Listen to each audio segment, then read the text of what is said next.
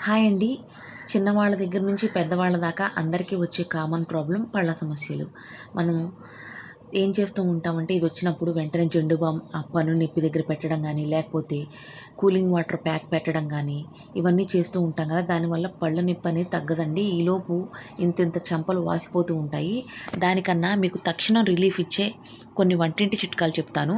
మనం ముందుగా కొంచెం గోరువెచ్చని నీళ్ళల్లో సాల్ట్ గానీ, రాళ్ళ ఉప్పు గానీ కరగబెట్టుకొని ఆ నీటిని మనం 4, 5 సార్లు పుక్కిలించామనుకోండి, ఆ నొప్పి అనేది కొంచెం ఉపశమనం ఇస్తుంది. అంతేకాకుండా కొంతమంది ఏం చేస్తూ ఉంటారంటే లవంగాలు కూడా పన్ను నొప్పి తగ్గడానికి ఉపయోగపడుతుంది. అయితే ఏం చేస్తానంటే డైరెక్ట్‌గా లవంగం పెడుతూ ఉంటారు.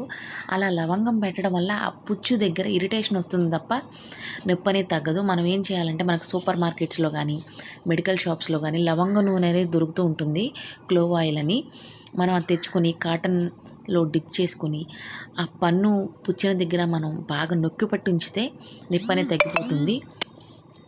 అంతేకాకుండా నిమ్మరసం ఉంటది కదండీ! నిమ్మరసాన్ని కూడా మనం కాటన్ బడ్‌లో ముంచేసేసి దాన్ని కూడా నొక్కి పట్టించినా కొంచెం తక్షణ ఉపశమనం అనేది వస్తుంది.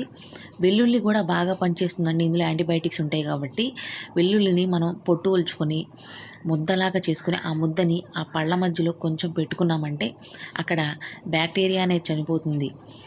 కొంచెం నొప్పి అనేది తగ్గుతుంది. ఇంకోటేంటంటే తులసాకులు మనం నమిలామనుకోండి, కొంచెం అందులో ఉన్న మెడిసినల్ ప్రాపర్టీస్ వల్ల కూడా మనకి నొప్పి అనేది కొంచెం ఉపశమనం అనేది ఇస్తుంది.